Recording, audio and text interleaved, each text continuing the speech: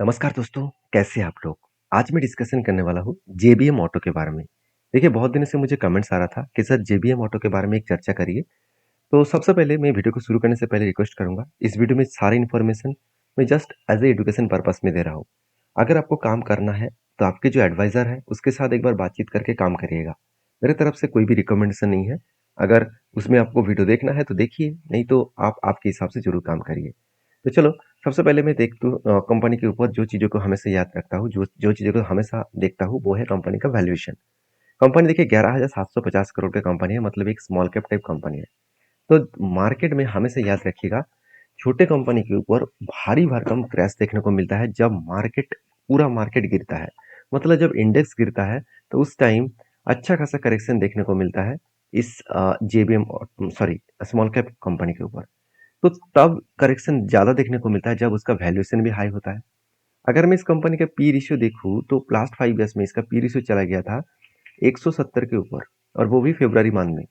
उसके बाद देखिए करेक्शन तो हुआ, करेक्शन होकर आज 62 के आसपास चल रहा है, मगर इसका एवरेज पी रेशियो चल रहा है लास्ट 5 ईयर्स में 53 के आसपास। मतलब खुद के पी रेशियो के हिसाब से देखा जाए तो कंपनी का वैल्यूएशन अभी भी ज़्यादा है। तो कंपनी का वैल्यूएशन अभी भी ज़्यादा है।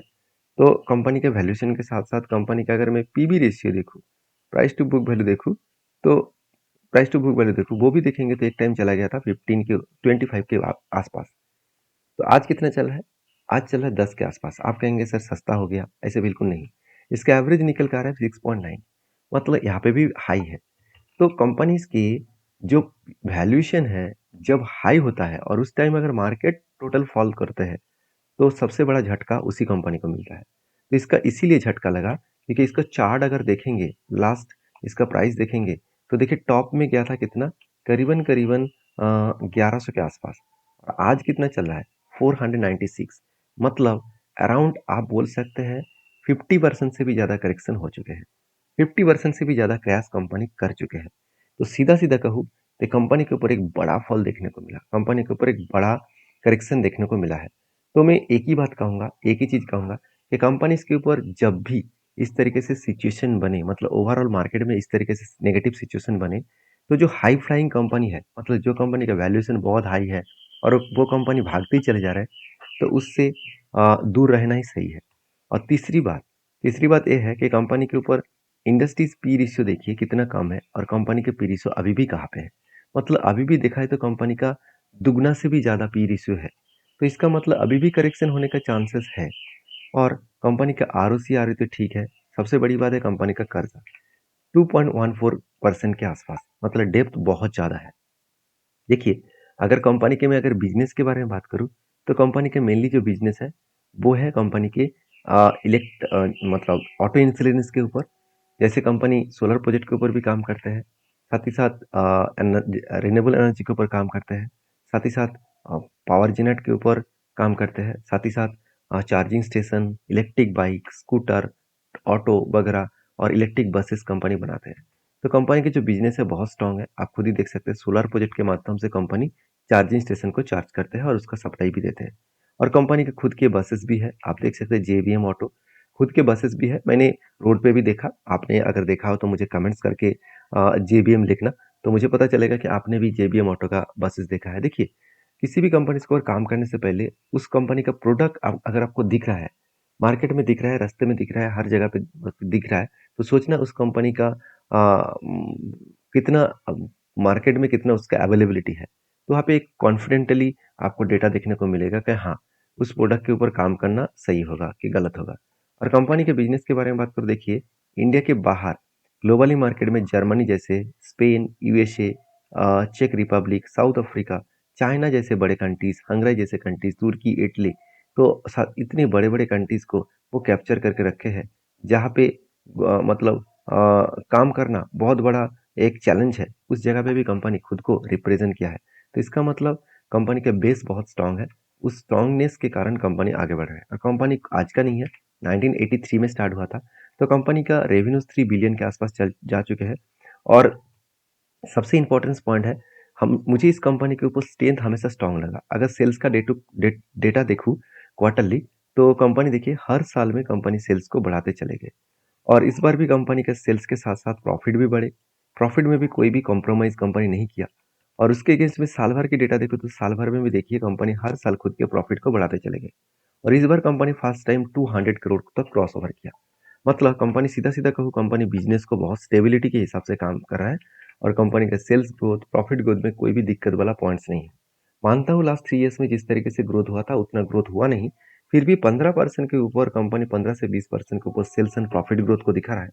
तो ये कंपनी के लिए एक स्ट्रेंथ एंड स्टेबिलिटी है। तो ये एक गुड पॉइंट्स है, एक पॉजिटिव पॉइंट्स है।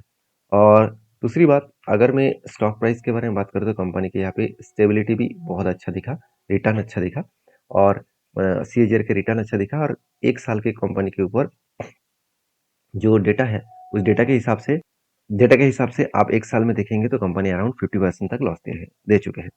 अभी कंपनी का देखिए बैलेंस शीट को देखा जाए तो कंपनी के ऊपर जो डाउट है, वो डाउट मुझे यहाँ पे क्लियर हो चुके हैं। ये कंपनी 2600 करोड़ का कर्जा लिया। तो क्या इस कर्जे को वो मिटाने का दम रखते हैं? हाँ, बिल्कुल रखते हैं। अगर देखा जाए तो कंपनी के रिजर्व एंड कंपनी का फिक्स एसेट, अगर इस दोनों को जोड़ूँ तो कंपनी का अराउंड दोनों मिलाकर 3000 करोड़ के आसपास बन रहा है, जो कंपनी का कर्जे को इजीली मिटाने का दम रखते हैं।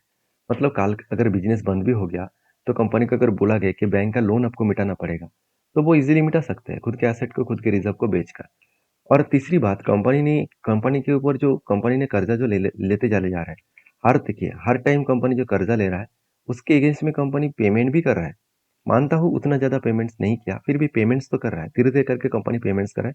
देखिए बिजनेस अभी ग्रोइंग मोड में है, तो उसके लिए कर्जा तो लेना पड़ेगा क्योंकि कंपनी अभी बहुत इंस्टॉलेशन, नया गाड़ी बनाने के, नया प्रोजेक्ट करने का जो काम कर रहा है उसके लिए कंपनी का फंडिंग का जरूरत है। तो फंडिंग का जो जरूरत है, तो उस पैसे के लिए कंपनी क्या कर रहा है, कंपनी यहाँ पे खुद के कर्जा लेते चले जा रहे हैं और इसलिए कंपनी के ऊपर ट्रस्ट भी किया है। इंस्टीट्यूशन मतलब एफएस ने अच्छा खासा होल्डिंग्स किया। मानता हूँ डीएस के पास होल्डिंग्स नहीं है मगर इंस्टीट्यूशन ने अच्छा खासा होल्डिंग्स यहाँ पे किया है।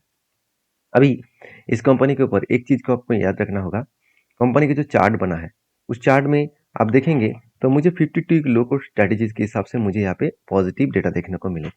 जैसे आप देखेंगे 52 ऐड को मैंने 52 हाई को मैंने कहाँ से ऐड किया, यहाँ पे इंडिकेटर में जाना है और उसके बाद यहाँ पे लिखना है 52 का हाई लो और इस स्ट्रेटेजीज को आपको ऐड करना है। जब इस स्ट्रेटेजीज को ऐड करेंगे तो यहाँ पे एक लाइन दिखेगा, नीचे एक लाइन दिखेगा।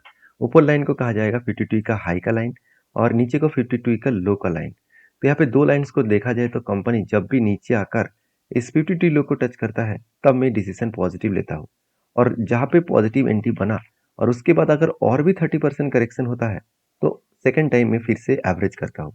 तो यहाँ पे मुझे क्या पहले भी इस तरीके से कुछ सिचुएशन दिखा था। देखिए यहाँ पे कोविड के टाइम में मुझे अच्छा खासा सिचुएशन बने। कोविड के टाइम में देखिए 2018 के टाइम में फर्स्ट टाइम यहाँ पे एक पोजीशन क्रिएट हुआ, इसका सीधा सीधा यहाँ पे जाकर क्लोजिंग हुआ। तो यहाँ पे कितना बना, 4% बने 800 डेज में। तो यहाँ पे कुछ खास नहीं बना मगर इस लेवल से अगर मैं 30% करेक्शन देखूँ तो कुछ इस तरीके से सिचुएशन में 30% करेक्शन हुआ। तो वहाँ से अगर मैं फिर से इस लेवल तक टारगेट देखूँ जहाँ पे 52 हाई को टच किया, मतलब लो से 52 हाई को टच करना पड़ेगा तभी उस जगह पे टारगेट बनेगा। तो वो बना 47 डेज में 509, सॉरी 509 डेज में 47%।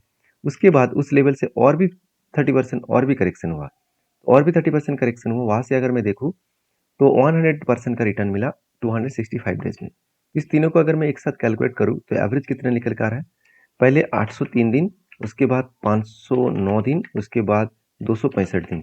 इसको मैं अगर डिवाइड 3 करूँ तो 526 डेट 25 डेट हो गया और इसको मैं अगर 30 से डिवाइड करूँ तो करीबन 17.5 मंथ्स के आसपास। और कंपनी टोटल रिटर्न कितना दिया, पहले 4% दिया, दूसरा 47% दिया और तीसरा 110%। इसको मैं डिवाइड 3 करूँ क्योंकि तीन तीन बार मैंने एंट्री लिया तो करीबन 53%। तो सोचिए 17.5 मंथ मतलब अराउंड डेढ़ डेढ़ साल में कंपनी 53% का गेन दिया। अच्छी बात है।